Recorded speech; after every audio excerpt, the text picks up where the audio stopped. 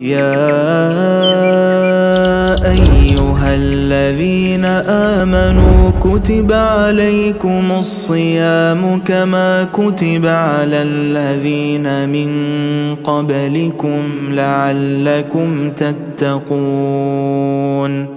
السلام علیکم، الحمدللہ والصلاة والسلام علی رسول اللہ۔ معزز اور محترم سامعین و ناظرین کرام، رمضان کے مہینے کی چند خصوصیت آپ کے سامنے حاضر کرتا ہوں۔ اس حدیث کے مطابق جسے حضرت ابو ہریرہ رضی اللہ تعالیٰ عنہ نے روایت کیا ہے، بخاری اور مسلم کے اندر یہ حدیث موجود ہے۔ آپ صلی اللہ علیہ وسلم فرماتے ہیں اذا دخل شہر رمضان فتحت ابواب الجنہ، کہ جب مہینہ رمضان داخل ہوتا ہے تو جنت کے دروازے کھول دی جاتے ہیں، وغلقت ابواب النار، اور جہنم کے دروازے بند کر دیے جاتے ہیں، وصفدت الشیاطین، اور شیطان کو جکڑ دیا جاتا ہے۔ اور مسلم شریف کی روایت کے اندر ہے فتحت ابواب الرحمہ، رحمت کے دروازے کھول دیے جاتے ہیں۔ ان تمام باتوں سے جو اس حدیث پاک کے اندر آئی ہے، رمضان المبارک کے مہینے کی اہمیت اور فضیلت کا پتہ چلتا ہے کہ اللہ رب العالمین کے اس عظیم مہینے کے اندر اور مبارک مہینے کے اندر انسان کے اوپر خاص طریقے کی رحمت سایہ فگن ہوتی ہے اللہ کی جانب سے، اور خیر و برکت کی برسات ہوتی ہے۔ اور ان میں سے سب سے عظیم چیزیں یہ ہے کہ اللہ رب العالمین کہ وہ نیک بندے جو صحیح نیت سے اور اللہ کے لیے خلاص کے ساتھ روزہ رکھتا ہے، اللہ رب العالمین اس کے لیے جنت کے دروازے آسان کر دیتا ہے۔ مطلب یہ فتحت ابواب الجنہ، یعنی یہ لوگ دروازے کھول دیتے ہیں، یعنی اللہ رب العالمین بہت ساری خطاؤں کو بہت جلد اللہ معاف کر دیتا ہے، توبہ کرنے والوں کو معاف کر دیتا ہے۔ اور وہ گنہگار جو ممکن تھا کہ جہنم کے دہانے پر تھا، لیکن یہ رمضان کا مہینہ مبارک مہینہ پایا اور اس کی خیر و برکت اس کو لگ گئی، کیونکہ اللہ رب العالمین تھوڑے ہی سے توبہ کرنے کے بعد، اور دنوں میں ممکن ہے بہت ہی روتا گرگراتا تب اللہ کو توبہ قبول کرتا، لیکن اس مہینے کی برکت کی وجہ سے فوراً قبول کر لیتا ہے، اور اللہ رب العالمین تھوڑی ہی سی عبادت کی وجہ سے اتنا اجر دے دیتا ہے کہ یہ دیکھیے گویا کہ جنت کا دروازہ کھلا ہوا ہے، کوئی مشکل نہیں ہے۔ رہی بات میرے بھائیوں کہ شیاطین جو ہے جکڑ دیے جاتے ہیں، تو اس کے سلسلے میں یہ بات جانیں، کیونکہ اس مہینے کی جو خیر و برکت ہے اور اللہ رب العالمین کی جو مغفرت اور اللہ کی رضا کے جو اسباب اس کے اندر ہوتے ہیں، اعمال صالحہ، زکوٰۃ، خیرات اور نیکیاں، ہر طرح کی غیبت سے دوری، یہ ساری چیزیں، تو یہ سارے اسباب ہیں کہ اللہ رب العالمین شیاطین جو بہت ہی ہٹ دھرم قسم کے اور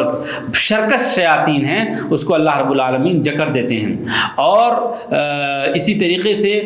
یہ بات بھی ہمیں اس بات سے بھی پتہ چلتا ہے کہ آپ دیکھیں اس مہینے کے اندر عموماً جو گنہگار سے گنہگار لوگ بھی ہوتے ہیں، جو بہت سارے لہو و لعب میں لگے رہتے ہیں، وہ بھی آ کر کے اس رمضان کے اندر کس طریقے سے اپنے آپ کو سمیٹتا ہے اور اس مہینے کا اہتمام کرتا ہے، روزہ رکھتا ہے، پاکیزگی کا خیال کرتا ہے۔ تو ان ساری باتوں سے آپ جان لیں کہ شیطان کا حربہ کیونکہ کمزور ہو جاتا ہے اور وہ کچھ کر نہیں پاتا ہے۔ اور اسی طریقے سے یہ بات بھی بہت سارے لوگ کہتے ہیں کہ پھر لوگ خباثت کے اندر اور شر کے اندر کیوں واقع ہو جاتے ہیں؟ تو میرے بھائیو، سارے کے سارے شیطان نہیں جکڑ دی جاتے ہیں، بلکہ جو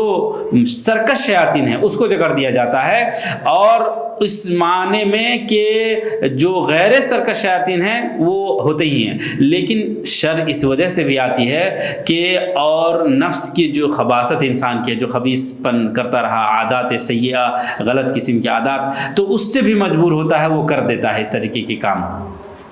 لیکن اللہ رب العالمین ہی کو اس سلسلے میں صحیح پتہ ہے کہ شیطان کے جکڑنے کا صحیح مطلب کیا ہے۔ لیکن میرے بھائیوں، اللہ تبارک و تعالیٰ کی خیر اور اطاعت اور عبادت کے روزے کی کمال کی وجہ سے بندے کے اندر محافظ مقرر کر دیتے ہیں اور شیطان اس پر حملہ آور نہیں ہو سکتا ہے۔ لیکن روزے کے اندر اگر نقص ہے، کمی ہے، تو اسی طریقے سے وہ گناہوں کے اندر واقع ہونے لگتا ہے اور شیطان اس کے اندر داخل ہونے لگتا ہے۔ لیکن جس طریقے سے انسان اپنے آپ کو صرف روزہ نہیں کہ بھوکے پیاس رہ گئے، بلکہ بھوک پیاس کے ساتھ ساتھ اللہ کا خوف، غیبت سے دوری، چغل خوری سے دوری، اور اسی طریقے سے سچائی کی زندگی، تلاوت کلام پاک اور ذکر و اذکار میں لگے، دیکھیے شیطان اس کے اوپر کوئی حملہ نہیں کر سکتا ہے۔ تو اس لیے شیطان گویا کہ وہ جکڑ دیا گیا ہے۔ اور ہمارے ان تمام باتوں سے یہ واضح ہوتا ہے کہ ہم مسلمانوں کو چاہیے کہ تمام باتوں سے قطع نظر ہم خوب زیادہ طاعات اور خیرات کے کام کریں، اپنے وقت کے منتظم اور ملتزم رہیں،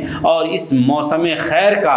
پورے نشاط اور پورے جوش اور خروش کے ساتھ ہم استقبال کریں، اور اس موقع کو غنیمت جانیں، اور راتوں کو بیجا جگنے سے ہم رکیں۔ جب ہم غیر رمضان میں راتوں کو جگنے سے منع ہے تو رمضان میں بالکل نہیں۔ یہ بات اس لیے کہہ رہا ہوں کہ کئی سارے لوگ تاش کھیلتے ہوئے، مسلمان لوگ بھی، اور غلط کام کرتے ہوئے رمضانوں میں جاگتے ہیں اور سحری کھا کر کے پھر سو جاتے ہیں نماز پڑھ کے سحری کھا کے سوتے ہیں تو ٹھیک ہے، لیکن یہ رات آپ عبادت میں گزار لیتے، لیکن وہ کام جو لہو کی ہے، یعنی اللہ کی عبادت سے غافل کرے، وہ قطعی نہیں کرے، بلکہ سونا یہ عبادت ہے۔ اللہ ہمیں اس کی توفیق عطا فرمائے۔